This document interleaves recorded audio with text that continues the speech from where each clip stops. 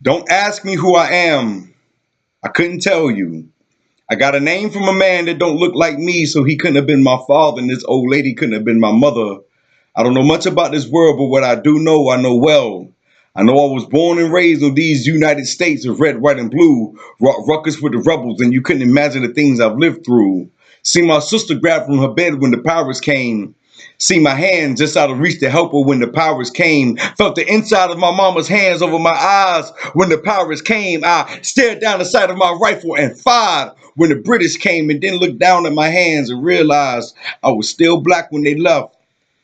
I shook 5 time and coated handshakes with Nat and slipped notes into Denmark's cotton basket back when he still worked the field. Used to spit it slick, shooting the shit with Harriet when she was still ducking master around the house. I listened like a child when Gabriel told me he had wings.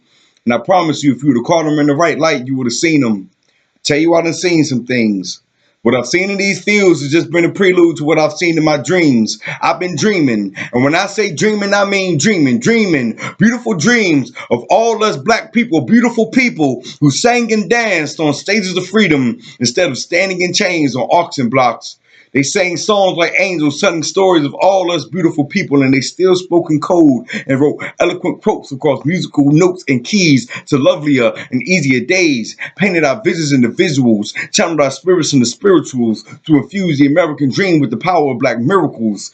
They sang songs about the stories of voodoo children, hoochie coochie men, and black magic women, all dreamers alike. I seen visions of scriptures by a black man named Hughes, written in something called the blues. I seen visions of black people praising Africa to be sacred through the music from some kind of Zulu nation. I seen black lovers, beautiful black women with big black hips, and black men with tender hands strong enough to grip. Black lovers who held each other close and tight, tighter than any shackles ever could have pulled. Lovers who loved as deep as the indigo sky at night and shone like black stars, showing their children how to climb. Yes, climb. Because no, things were not as sweet as the mistress's apple pies. They were still fighting to be seen as real men and women, as kings and queens, fighting to define their name and let go of their pain, of our pain, fighting to tame the madness of their heads as vicious as a mighty lion's mane. This color complexity drove some insane, but not in vain. They have too plenty of dreamers, dreamers with powerful chants as strong as yes we can by any means necessary, and I have a dream. I like that one because I too have a dream. My dreams are of the future,